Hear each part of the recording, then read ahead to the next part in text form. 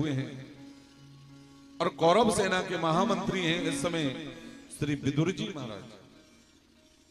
और संसार में दो नीतियां प्रसिद्ध हैं मेरे भाई बहन, एक है चाणक्य नीति और दूसरी विदुर नीति। इन दोनों को नीति शास्त्र भी कहा जाता है। राजा धृतराष्ट्र राज सिंहासन पर बैठे हैं और विदुर जी महाराज कहते हैं, बोले राजन,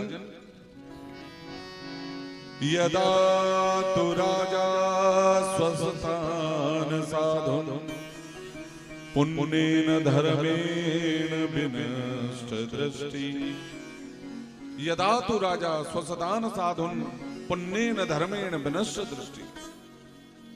अरे राजा धृतराष्ट्र, आपके जो सांसारिक चक्षु हैं, नेत्र हैं, वो तो तुम्हें जन्म से ही प्राप्त नहीं हुए, लेकिन क्या तुम्हारे हृदय चक्षु भी फूट चुके हैं? तुम्हें न्याय अन्याय होते हुए दिखाई नहीं दे रहा? हाँ, एक बात बताओ राजन, ये पांडव कौन है? राजा धृतराष्ट्र कहते हैं, बोले विदुर, ये पांडव मेरे छोटे भाई के पुत्र हैं। बोले क्या संबंध है इनसे? बोले मेरे भतीजे लगे। तो बोले आधे राज्य के हकदार हैं कि नहीं? अब महाराज आधे राज्य की बात विदुर जी ने जैसे कही, सो पुत्र मोह में राजा धृतराष्ट्र मौन हो गए। विदुर जी फिर समझाने का प्रयत्न करते हैं, बोले राजन, मेरे कहने से दुर्योधन की बातों में मत आइए। अरे दुर्योधन आपके कुल में कुल कलंक पैदा हुआ है, संपूर्ण कुल को नष्ट करने वाला पैदा हुआ है। आप पांडवों को आधा राज्य प्रदान कर दीजिए।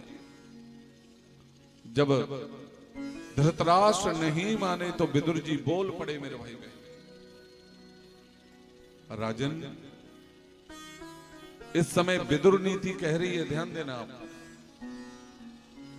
एक राष्ट्र को बचाने के लिए राजा भैया, अगर एक प्रांत को नष्ट करना पड़े तो एक प्रांत नष्ट करके संपूर्ण देश को सुरक्षित कर लेना चाहिए। ये विदुर नीति है।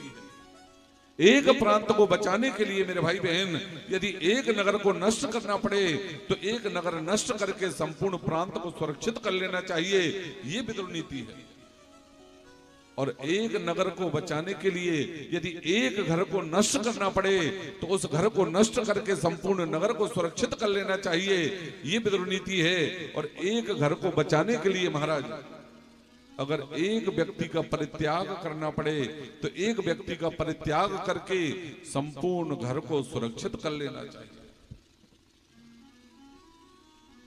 मेरे भाई बहन,